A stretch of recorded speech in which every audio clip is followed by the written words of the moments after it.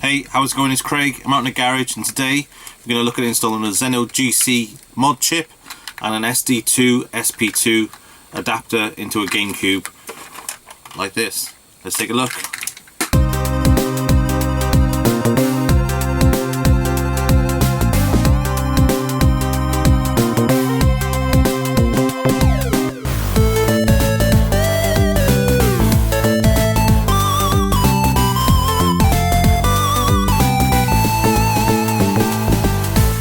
Okay, so I picked this GameCube up a while back. If you remember from a previous video, those stickers on there are quite identifiable. I'm keeping them on there for now, but I've got some other plans for styling this case in the future because it's pretty beaten up and rough, to be honest. It's missing the logo off the top and it's scratched really badly underneath, and in general it's just a bit faded and ugly looking. So I've got some ideas for this in the future, but in the meantime we're going to install the XenoGC mod chip. I'll open this up so you can have a look at it a bit closer. So that little thing there is a XenoGC mod chip. Keep it in the light view. It's fairly straightforward to install. I've installed one before. Basically you've got two options with this, and a lot of people say that the first option should be to use wires and add wires to this. But it's not intended for that. The holes on this mod chip are intended that you place it on the motherboard or the DVD drive board and you hold it in place, and then you solder to each of the points in here, and that holds it onto the board and makes a connection to the mod chip. So I don't know why people go to the extra effort of doing wires to it, because that means you've got twice the amount of soldering, and yeah, you can remove it and play around with it afterwards, but installing it straight to the board is so much easier for me anyway. That's what it was intended for, so I'm going to do it that route this time. I'm going to film some of it so you can have a look at it. I'll try and get the microscope out. I'm going all over the place with my words tonight. I'm going to get the microscope out so I'll get some nice close-up shots as well. Once that's installed, you've got a couple of adjustments to do on the pot. What I want to do is, this is not going to be a proper step-by-step instructional video. I'm going to rip the GameCube apart in like record time because there's about 1 million screws inside there, and I'm just going to give you some tips on how to install it, because some of the other videos, the beautiful videos out there on how to install one of these chips, but they skip over some items and they talk about the pot adjustment and things like it's an exact science, and it certainly isn't. So first thing to do, because I picked that up in that GameCube up in a games bundle, a console bundle of faulty consoles, I'm going to test it out, make sure it's working with an original game in the first instance, and then once that's up and running I'm going to strip it down, install the mod kit, do some adjustments to the drive, and then we'll catch back up at the end, see if it's working with the SD2SP2, which is an SD card adapter for it in the end. Alright, cool, catch you in a bit. Okay, so we're all plugged in. I've got the AV cable and the power into this. I'm going to be running a copy of Star Fox Adventures, which is part of my collection, my GameCube collection anyway. So this, as you can see, this is a legit disc. I'm going to pop that in. This GameCube is absolutely stinking, so it definitely needs a good cleanup anyway. Power on, and yeah, so that's working, and you can see straight on the screen it's come up to the language select as well. So let me pop a control pad into that.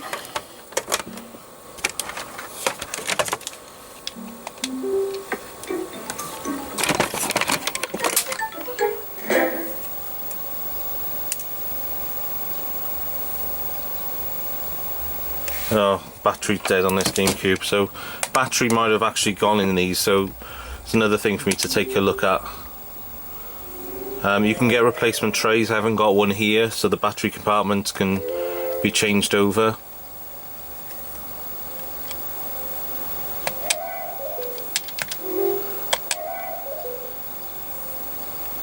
Oh, interesting.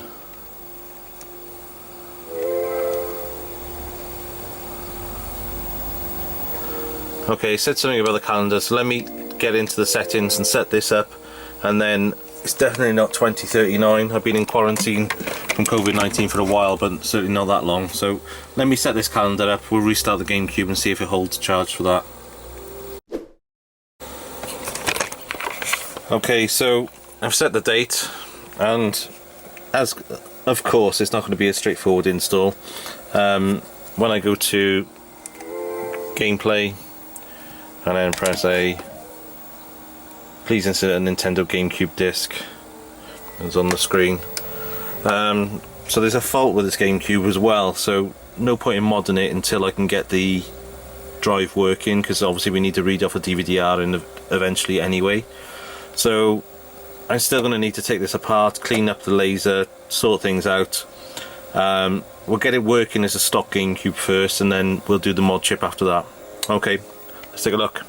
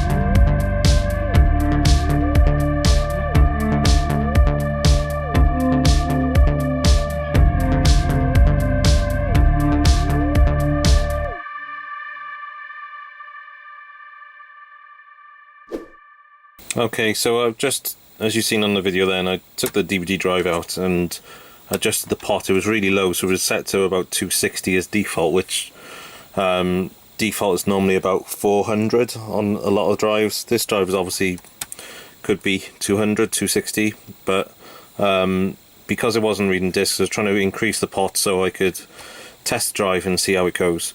But the one thing, when I went to switch it back on, the reason I think it's not reading the discs is this little piece here. If I try and show you on another GameCube, so my other GameCube's just next to it. Let's get that one over. Move my screws out of the way. Look at my magnetic tray. Oh, amazing. So if I get my other GameCube over, lift that one off. Do you see these little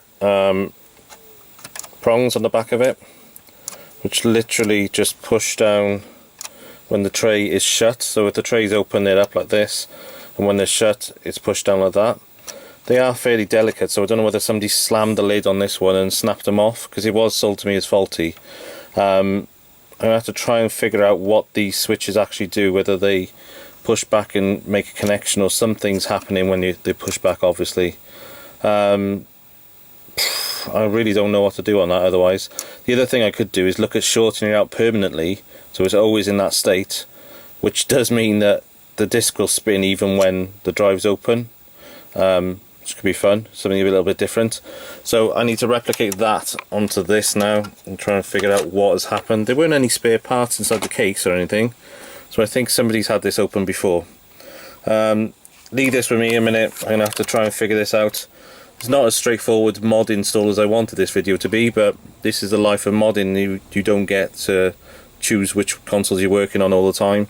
This was a console I've had in my storage for a while, so I wanted to get up and running. So yeah, I'm determined to get it fixed today. So let's have a look at this and then crack on and see what else we can do. Cool.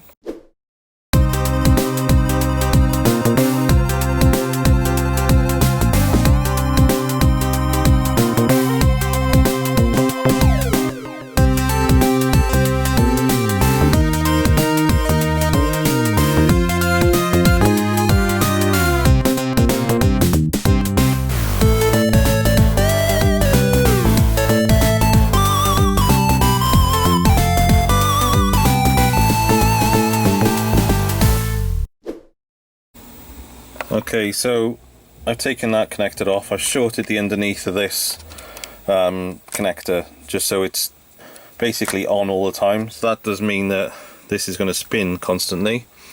I've taken the drive off. I've adjusted the pot back down to just around 260 again. Because that was a default value on it, I wanted to put it back to that. So I just wanted to test the pot higher first of all to see if it was the issue. But I put it back down to 260, plugged it all in, got the controller in, got the power in. I don't have to press anything now, so I can just power it on, and we should get disc spinning. GameCube's loading as it did before. That's a good sign. Disc still spinning. Yes. So we have a working GameCube now, so that game is going to be running.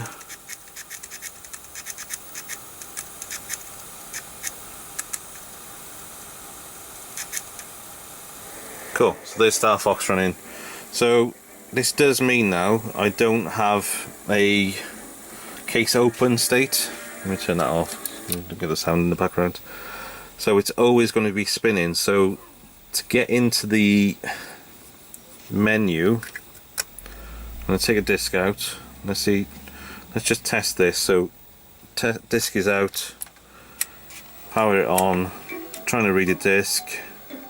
No disc found, and menu. Okay, so good. So I've got that through my head now that I can read the menu. I can get back into the system. Yeah, I'm chuffed with that because now all I had to do is use the power button, switch it on and off, and that will stop the disc from spinning. Cool.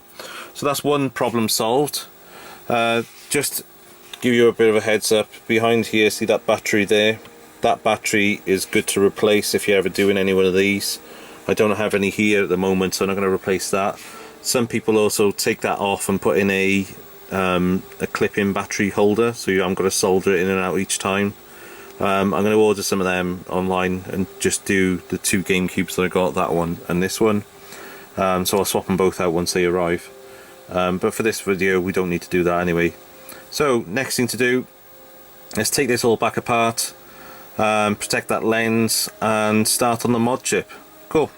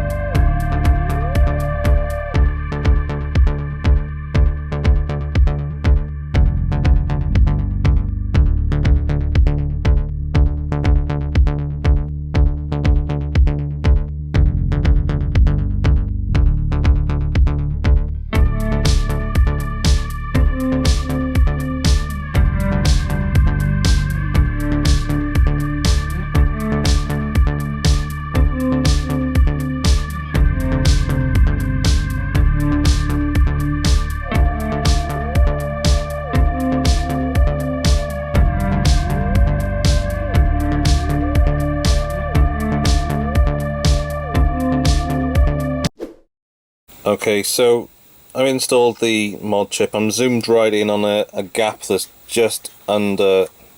Why can't I see it? Oh, I'm in the wrong place with it.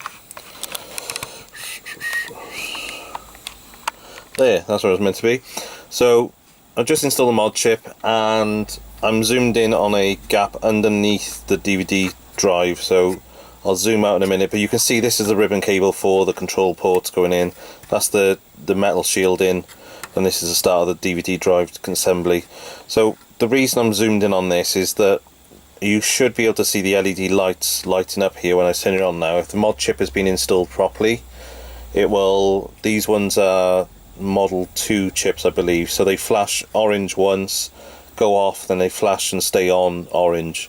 That shows the chip is working. When it's reading discs and things, it flashes and does other things as well. So I'm just going to power this on. So orange light, off, on, off. There we go. So that's showing me the mod chip has got power. I'm getting a, oops, let me zoom out. I'm getting back to the main menu, so my system is working, which is good. I'm going to power it off. I'm going to do this live while you can see everything. Let's try our Star Fox disc. So Star Fox Adventures, excuse the wobbly camera work, power it on. See the mod chip lights up down here.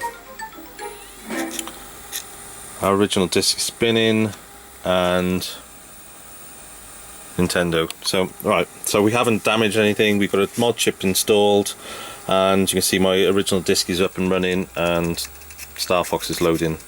So all good, so far so good.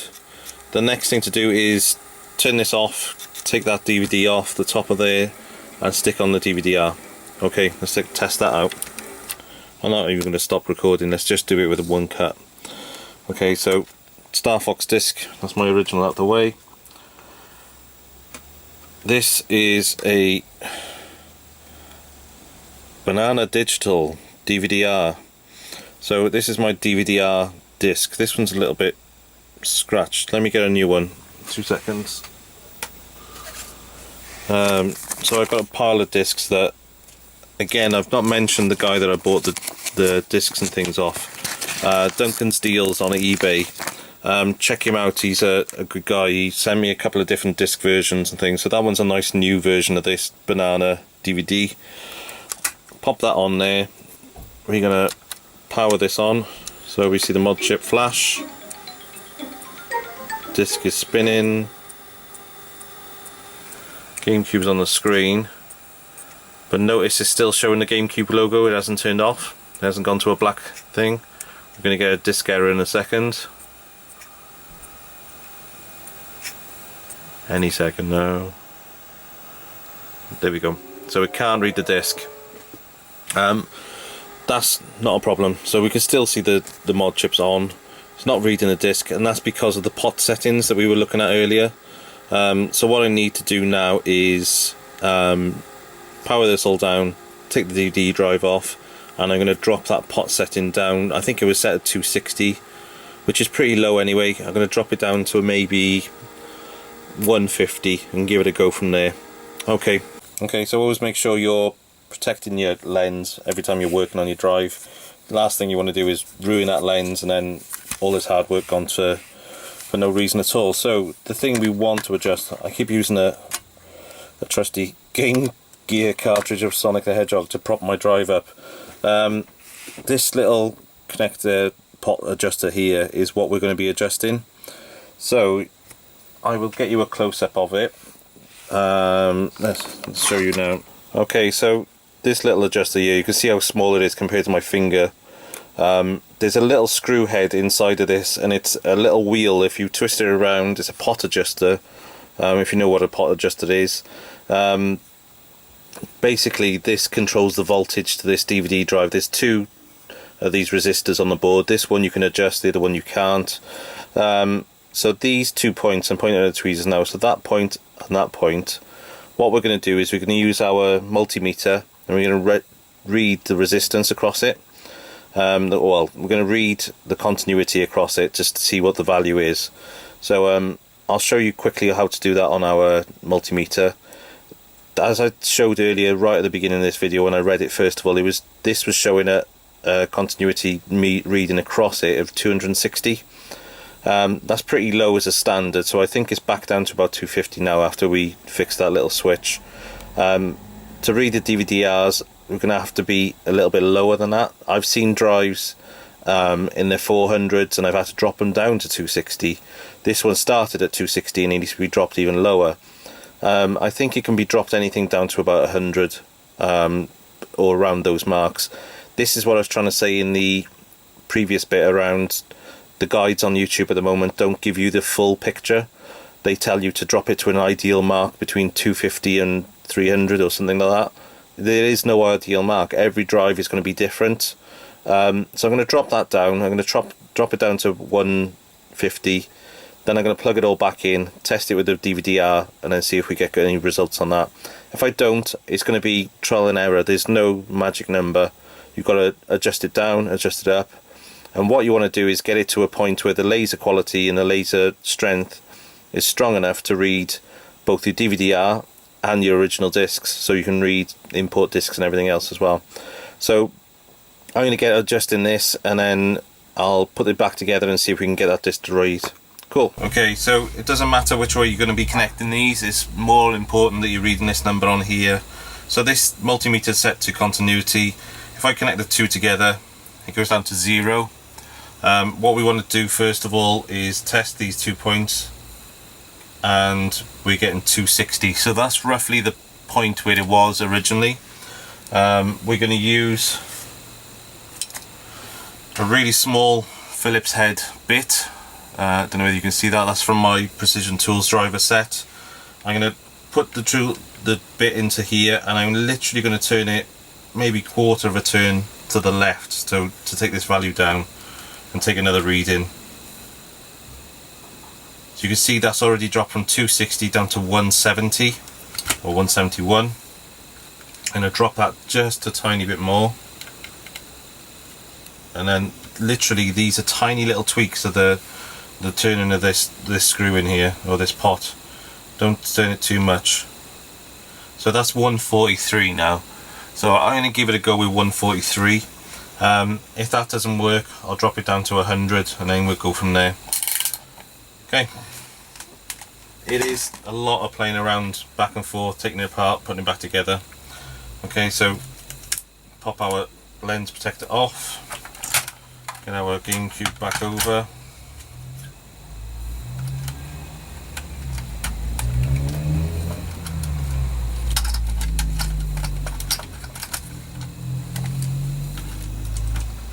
Okay, so all back together. That pot has been adjusted down. We're going to test an original first of all, because you want to make sure your originals are working.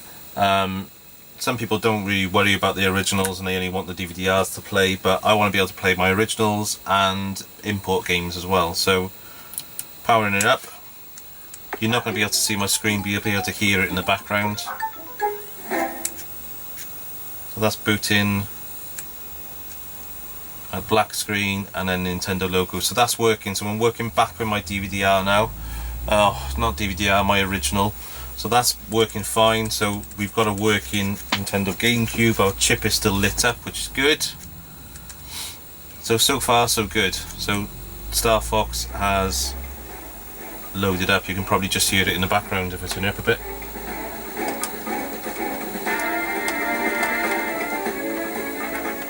All good. So turn that off. We are going to take our Star Fox away, and we're going to try one of our DVD-Rs. So this is the DVD-R of the Swiss, which is the operating system we're going to be using. So fingers crossed, if I turn this on now, will this work?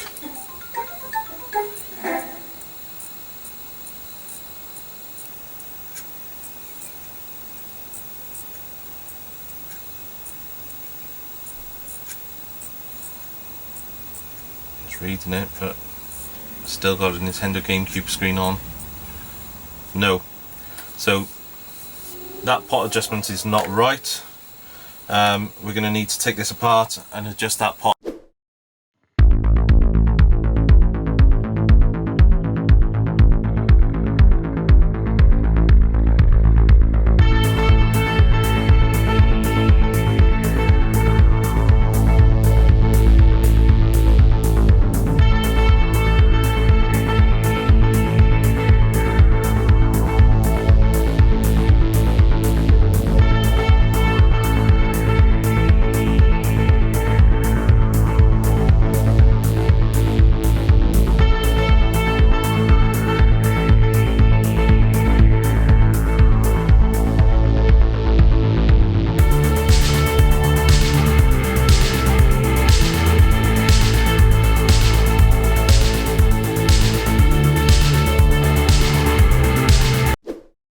So we've adjusted the drive, we put it back together, we cleaned the lens.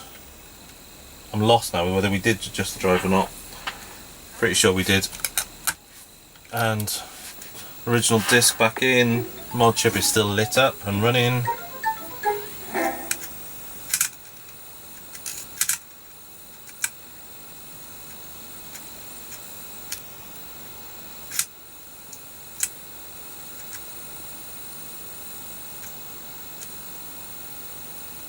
Okay, so that's reading the original now. So we're back into the Nintendo screen, and we've got Rareware on there, and we're going to get the sound for Star Fox in a second. Turn that up. Okay, so that's working. So we've got it back working with an original. Let's try our DVD-R again. Flashing on and off.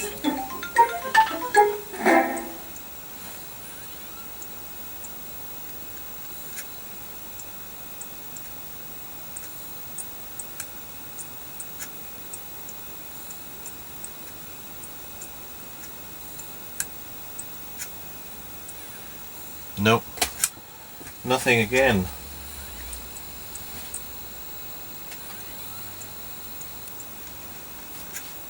Trying to read it, but I can't get it.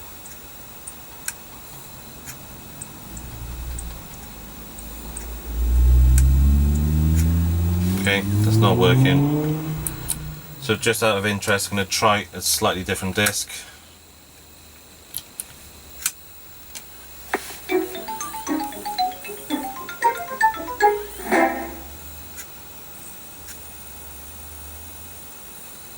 Ah, amazing. Right, I'm going to try and pull this off of here without stopping filming, and you can see we have a working Swiss 05. So that disc is working on this system now. So look, two discs, slightly different inks used on them. That one works, booting into Swiss. This DVD drive was adjusted and working for originals as well, and we're up and running. So that's our mod chip install and playing around with that pot to get it working. As I said, it's a lot more work to try and get that pot adjustment right than it is to get the bloody mod chip installed in the first place. Okay, so I'm gonna power this down just to show it's not a fluke, and take that disc off. I'm going to boot into Star Fox again. So you see that mod chip is flashing underneath. There's our Star Fox running. And then Nintendo. Okay, so we'll turn that one off.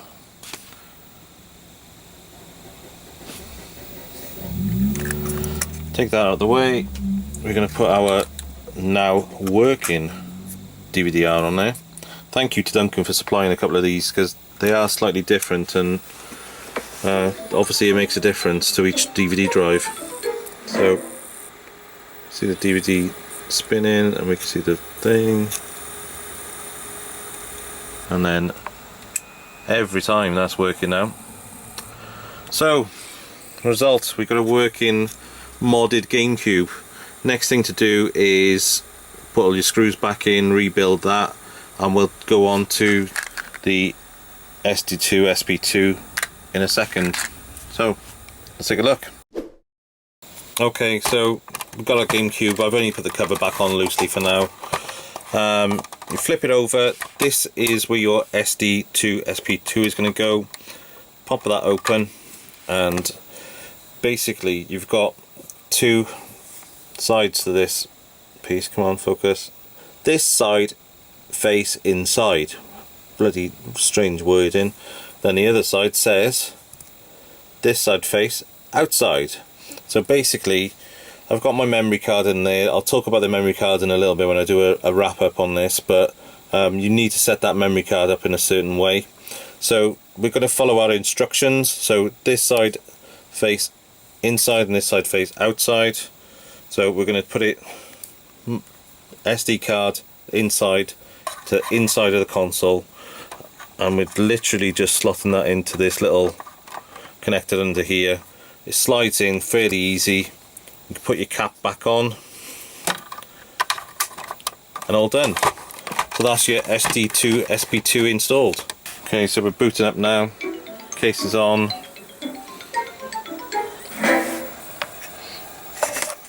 In our GameCube now, when we go into Swiss, we've got a couple of different directories now, so this is not going to focus on my screen too well.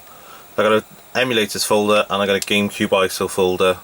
So this is a 128 gig card. You can see the amount of space that's free left on there. So I've used 40 gig, and have a look at all these now. So all of these games are installed and working on this memory card.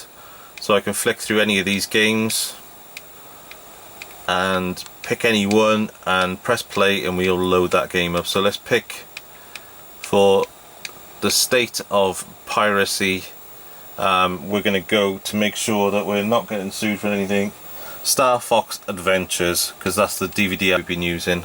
So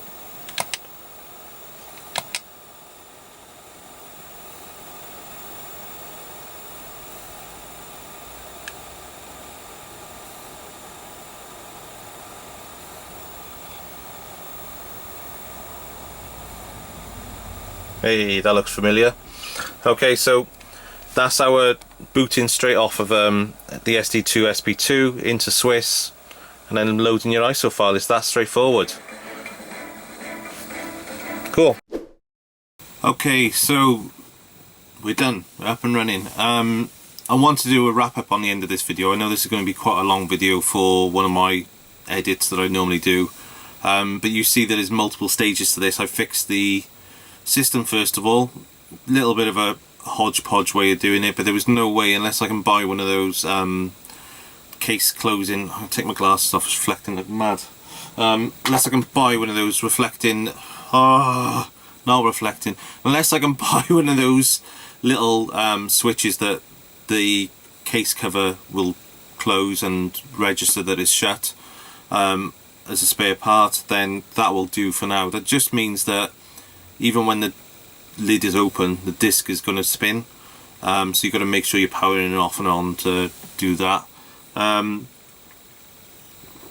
things, what have I done? So we installed the mod chip. I wish I could watch the footage back on this camera and see how long it took me, but I'm guessing soldering wise, and it's real time on here, so I'll put a timer up over the top of here now, see how far off I am. I reckon that took me 3 minutes to solder that in. So you imagine by the time that you cut cables and wires to do the safe install, it literally took me about 3 minutes. I used that Captain tape to protect the pins that I didn't want it to solder to, top tip of course. I used some flux on there, and then I used the soldering iron to about, it was pretty high actually, it was about 400 degrees on that soldering iron at the time. And then just some normal gauge solder, and you flow it into those ports. Make sure you're not filling the ones where there's two connectors in one port. Fill it into those ports, and then you're done. It's so easy, honestly. Those chips are meant to be installed that way. So all these people saying doing it the wire method, do it that way if you prefer to do it that way. Your GameCube, do what you want. But for me, that chip was meant to go on like that. It's so much more secure and it's simple. The other things that some of the interviews, the YouTube videos don't go into too much detail on is that pot adjustment. So the ones that I've seen say your pot adjustment will start about 450. Every GameCube with DVD drive is different. Some of them will start at 450, some of them will start at what we've seen today is 260. That adjustment is different on every single model. So don't just go into it blind thinking that, right, that YouTube video told me that I have to do it this much difference and it has to be between these values. Good luck with that, because that's not going to happen. You need to be adjusting and working on it until you find that little sweet spot for it. The other thing is the DVD's media, as you've seen. I was booting on one type of media. I did try a few different media throughout the different tests. Booting on one type of media wasn't working. Booting the originals, switched that over to a different disc. Slightly same discs, same make discs, but the guy that supplied me to Duncan's Deals, I'll talk about him in a minute, said that there's different inks on these discs, and which I know from years back doing DVD recording that you get different inks. Rytec inks and things like that. The darker the ink generally is the better quality from my my memory on that. So I swapped over the disc, booted it up straight into Swiss. I showed you quickly how to install the SD2 to SP2. The other thing I haven't mentioned on that is that I had already set up that SD card. So that's an 128 gig SD card which I set up on my system for my other GameCube. So I've only got one that I'm using between the two at the moment. They're only cheap, so 128 gig, I think you can get them on Amazon for about £14 now. And you've seen how many games I got on there just on 40 gig. You can fit hundreds of games on there, and emulators and everything else. So buy one, 14 quid, that's less than one game these days. So buy one, fill it up. Quick couple of tips on that. Format to exFAT. So don't format it to FAT32 or anything else, or any of the other modern ways of formatting drives. Format it to exFAT and copy your ISO files individually. It's so tempting if you download a load of games and your backups, of course, to highlight them all, drag them in and let them copy over. Don't do that because you'll get errors, and I had that when I first set it up. So what you want to do is make sure, format it exFAT.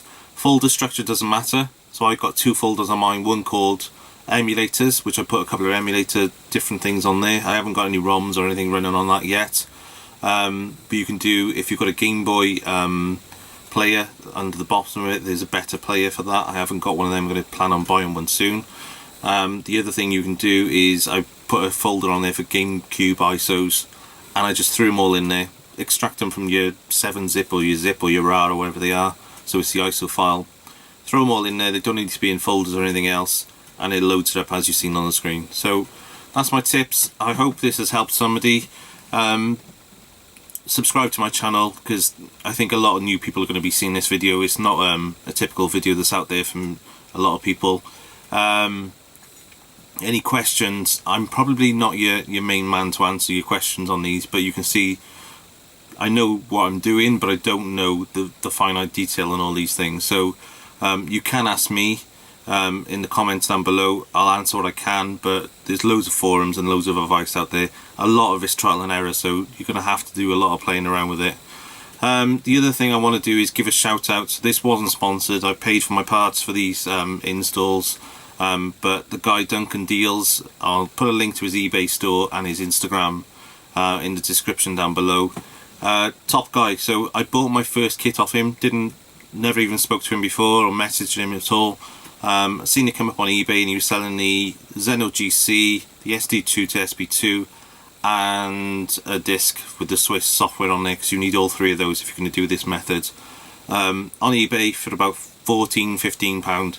I bought that setup off him, came through, and I was having a little bit on my first install, the pot issue, where you're trying to adjust the pot, because I was following YouTube videos, and Duncan said to me, look, there's no magic number, adjust it, keep playing around with it, and you'll get it to a sweet spot in the end. So I did that, got my other one working fine. He sold me another set, and he kindly sent me an extra couple of DVDs through so I can test different ink types and things on my setup. So really top guy, recommend him. The postage within the COVID-19 lockdown at the moment, and postage has been an absolute nightmare, but every time I bought something off him, it's been here within like 3 or 4 days, second class post as well, so it's pretty quick. So recommend checking him out. Okay, so check out Duncan's Deals on eBay and Instagram and things. If you want any parts for your mods, he's got quite a few different things going on his eBay store. He's also doing some pre-modded systems, so if this looked really scary to you and you don't want to damage your precious GameCube, he's got pre-modded systems on his eBay store as well, so you can buy one off him ready done. He had some lovely pumpkin spice ones, the orange coloured ones. They look really nice. I'm tempted to buy one of them myself, but I'll wait until I find one another point in time. Yeah, check out his eBay store, check out his Instagram. I hope that's been of use to somebody, and yeah, any questions, drop them in the comments, and catch you soon. Cheers.